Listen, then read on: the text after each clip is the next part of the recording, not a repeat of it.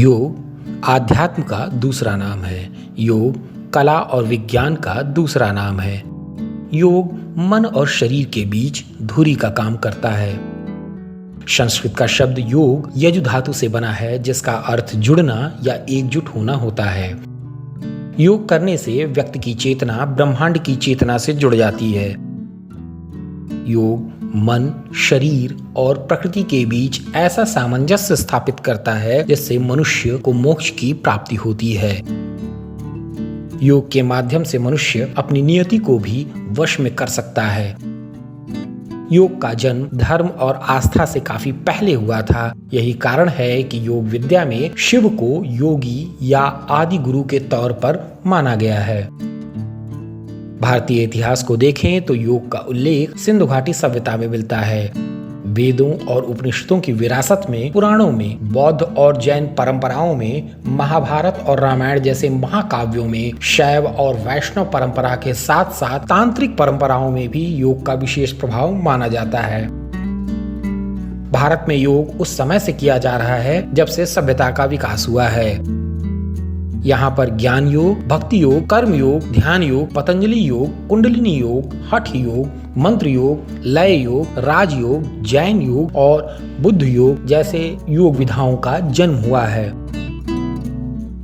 अगर हम वैदिक काल की बात करें तो वहाँ पर सूर्य पूजन का सबसे अधिक महत्व था।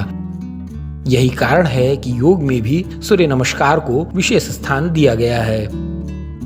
हमारे यहाँ दिन की शुरुआत और समापन अगर प्राणायाम से हो तो हमारा शरीर सदैव निरोगी बना रहेगा। महान संत महर्षि पतंजलि ने योग को सूत्रों के माध्यम से पिरोने का प्रयास किया। वहीं नाथ संप्रदाय के योगी मत्स्येंद्र नाथ और गोरखनाथ ने हठ योग की नींव डाली। आधुनिक काल में रमण महर्षि, स्वामी रामकृष्ण परमहंस, परमहंस योगानंद, विवेकानंद जैसे कई दिग्गजों ने योग के विकास में अपना महत्वपूर्ण योगदान दिया। वहीं अगर हम आज के दौर की बात करें तो योग को भौतिक और आध्यात्मिक कला के तौर पर पहचान दिलाने वालों में श्री अरविंदो, महर्षि महेश योगी, आचार्य रजनीश, तिरुमलाई कृष्णमाचारी और BKS आयंगर जैसे महान हस्तियों का बहुत बड़ा योगदान है। कई लोगों के लिए योग का अर्थ हठ योग और आसनों तक सीमित है। आमतौर पर योग को स्वास्थ्य और फिटनेस के लिए थेरेपी के तौर पर लिया जाता है। हालांकि शरीर और मानसिक स्वास्थ्य योग के स्वाभाविक परिणाम हैं, परंतु योग का अंतिम लक्ष्य तो मोक्ष है। योग के मुख्यतः 4 भाग हैं, जिन्हें हम कर्म योग, भक्ति योग, ज्ञान योग और क्रिया योग कहते हैं।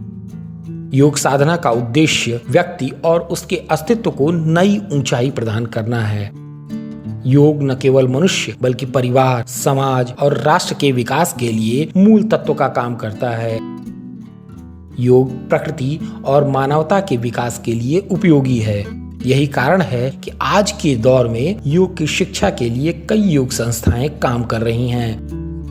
इसके अलावा विश्वविद्यालयों, योग कॉलेजों, मेडिकल कॉलेजों में भी योग की विशेष पढ़ाई कराई जा रही है। अस्पतालों के अलावा योग क्लिनिक, योग थेरेपी और योग प्रशिक्षण केंद्रों के जरिए मनुष्य को निरोग बनाने का प्रयास किया जा रहा है। योग क्रिया, साधना और आध्यात्म का ऐसा मेल है जो हमारे जीवन को उत्तम स्वास्थ्य देता है और इससे हमें सामाजिक और व्यक्तिगत क्षेत्र में नई ऊंचाइयों को छूने का मौका मिलता है। तो आइए योग करें, तन और मन को निरोग करें। इस वीडियो में फिलहाल के लिए इतना ही। देश और दुनिया की तमाम खबरों के लिए बने रहिए लोकमत न्यूज के साथ।